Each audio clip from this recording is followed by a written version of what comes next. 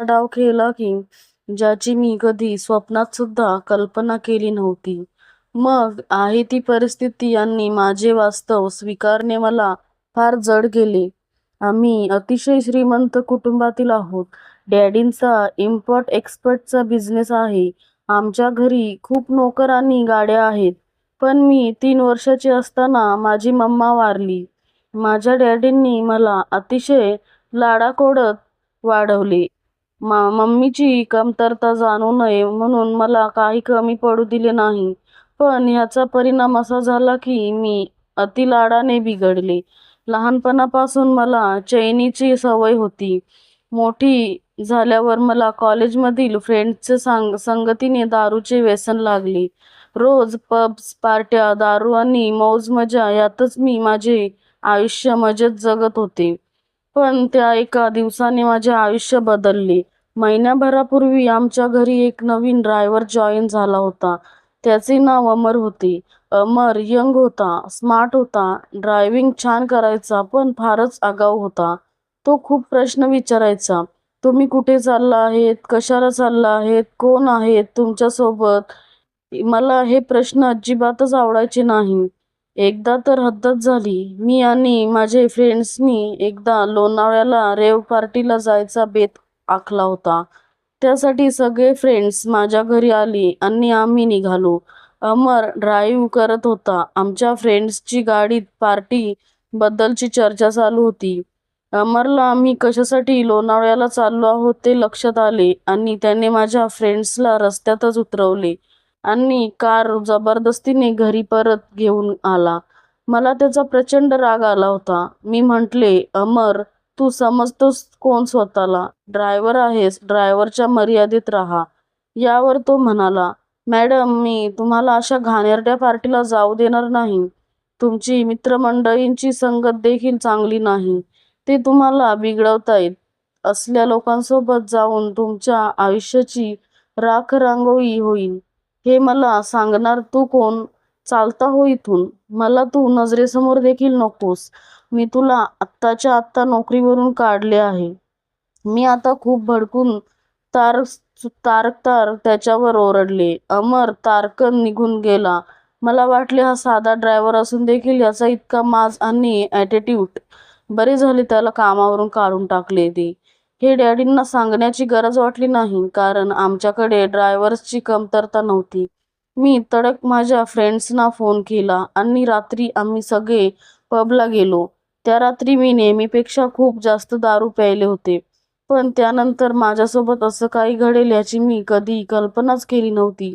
दुसऱ्या दिवशी सकाळी मला जाग आली आणि पाहिले तर तो ड्रायव्हर अमर माझ्या खोलीत होता.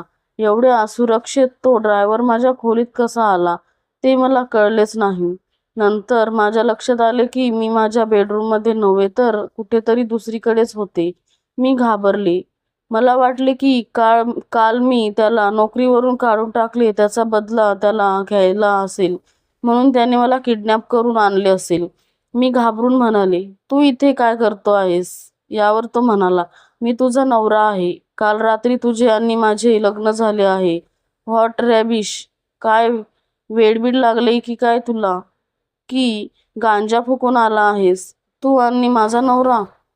ह्या जन्मी तरी शक्य नाही. कुठे आणला आहेस तू मला किडनॅप करून? माझी पर्स कुठे आहे? माझा मोबाईल आणि माझे क्रेडिट कार्ड्स कुठे आहेत? माझ्या डॅडींना माहीत पडले तर वाट लावतील तुझी. मी वैतागून म्हणाली, तुझी डॅडी आणि माझी वाट लावतील? त्यांनीच तर काल रात्री माझे तुझ्याशी लग्न लावून दिले. आणि हो, तुझी पर्स ज्यात तुझा मोबाईल आणि क्रेडिट कार्ड्स होते ते मी तुझ्या डॅडींना परत दिली. माझ्या डॅडींनी. इम्पॉसिबल. मी जोरात ओरडले. अगं हो, जरा शांत हो. मला वाटलेच होते की तू माझ्यावर विश्वास नाही ठेवणार. हे बघ आपल्या लग्नाचे फोटो. असे म्हणून त्याने त्याच्या मोबाईलमध्ये आमच्या लग्नाचे फोटो दाखवले. फोटोज बघून मी वेडीच झाले. माझे आणि अमरचे खरंच लग्न झाले होते आणि माझ्या डॅडींनी माझे कन्यादान करतानाचे पण फोटो होते. मात्र फोटोत मला भान नव्हते. पण माझा विश्वास पण बसत नव्हता. माझ्या डॅडींचे माझ्यावर इतके प्रेम होते की त्यांनी माझ्या संमतीशिवाय आमच्या घरचे पान देखील हालत नव्हते. पण मग अशा माझ्या बेशुद्ध अवस्थेत त्यांनी माझे एक लग्न एका ड्रायव्हरशी कसे लावून दिले? मी पूर्णपणे सुन्न झाले. मला काही सुचतच नव्हते. पण तशाही अवस्थेत मी माझ्या डॅडींकडे गेले. त्यांना विचारले, "डॅडी, हे काय नाटक आहे? तुम्ही माझे लग्न या ड्रायव्हरशी का लावून दिले? आणि तेही मला बेशुद्ध करून? तुम्ही असं कसं करू शकता? की हा कुठला घाणेरडा प्रँक आहे माझ्यासोबत?" डॅडी म्हणाले, "नाही बेटा, हा कुठलाच प्रँक नाही. मला तुझे लग्न खरंच अमरशी लावून द्यावे लागले. पण ती माझी मजबुरी होती. मला तसे करण्यास भाग पाडले गेले." मी विचारले, "कुणी भाग पाडले डॅडी? आणि असली कसली मजबुरी होती तुमची? आपण तर इतके पैसेवाले आहोत, मग तुम्हाला मॅनेज नाही का करता आले? काय झाले डॅडी? सांगा ना मला. इतकी कसली लाचारी आहे डॅडीजी? तुम्ही पैशाने पण घालू शकत नाही? आणि हा कोण तीनपाट ज्याच्याशी तुम्ही माझे लग्न लावले?" मी जोरजोरात रडू लागले. डॅडी काहीच बोलले नाही. फक्त खिडकीतून बाहेर पाहत राहिले. अमर म्हणाला, "जिया, नीट बोल. आता मी तुझा नवरा आहे. घरी चल." मी म्हणाले, "मला हे लग्न मान्य नाही. हे कसले लग्न आहे जे माझ्या इच्छेविरुद्ध आहे? मी मुळीच येणार नाही तुझ्यासारख्या दीड दमडीच्या माणसाबरोबर." अमर म्हणाला, "नाही जिया, आता तुझी मनमानी चालणार नाही. तू माझी बायको आहेस आणि आता तू माझ्यासोबत राहशील. तुला मान्य नसेल तर हे फोटोज मीडियात जातील." "नाही, मी अजिबात येणार नाही डॅडी." "डॅडी, काहीतरी बोला ना डॅडी." आतापर्यंत माझे वडील शांतपणे आमचे संभाषण ऐकत होते. ते फक्त एवढेच बोलले, "जिया, आता अमर तुझा नवरा आहे. तू त्याच्याबरोबर जा." अमरने माझा हात घट्ट पकडून ओढायचा प्रयत्न केला. एवढी सुरक्षा पण त्याला कुणी अडवत नव्हते. माझे वडीलही पुतळ्यासारखे झाले होते. मी फार रडत होते आणि अमर माझा हात खेचून मला घेऊन जात होता. माझ्या डॅडींची काय मजबुरी होती हे मला माहीत नव्हते. पण या सगळ्यात माझ्या आयुष्यासोबत एक मोठा जोक घडत होता. अमर मला त्याच्या घरी घेऊन आला. तो चाळीत राहत होता. ते घर नव्हते, अक्षरशः एक पिंजरा होता. एक छोटीशी खोली होती. बाथरूमसाठीही खोलीबाहेर जावे लागले. त्यांनी मला सांगितले की आता हे तुझे आणि माझे घर आहे. एकाच खोलीत त्यांचा सारा संसार होता. किचन, बेडरूम, हॉल सारे एकच रूममध्ये. मी आयुष्यात इतके छोटे घर पाहिलेच नव्हते. आमच्या सर्वंट कॉटेज पण याच्यापेक्षा मोठ्या होत्या. त्या चाळीत अनेक खोल्या होत्या आणि त्यातही लोक राहत होते. मला आयुष्यात कधी वाटले नव्हते की मी अशा ठिकाणी येईन. मी असहाय्यपणे बसूनच राहिले. अमर म्हणाला, "फ्रीजमध्ये सगळ्या भाज्या आहेत आणि किचनच्या ओट्याखाली स्वयंपाकाचे सगळे सामान. भूक लागेल तेव्हा तुला पाहिजे असेल ते बनवून खा."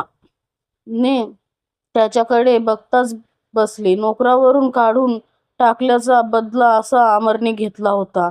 मी म्हणाले, "मला स्वयंपाक करता येत नाही." तो म्हणाला, "ठीक आहे, मी बाहेर कुठेतरी खाईन, मग तू उपाशी राहशील." एवढे बोलून तो निघून गेला. मी पळून जाण्याचा विचार केला, पण मग मी विचार केला, कुठे जाऊ? मी माझ्या घरी तर जाऊ शकत नाही. मी रडतच राहिले. दिवसभर मी रडत होते. संध्याकाळ झाली. मला भूक लागली होती.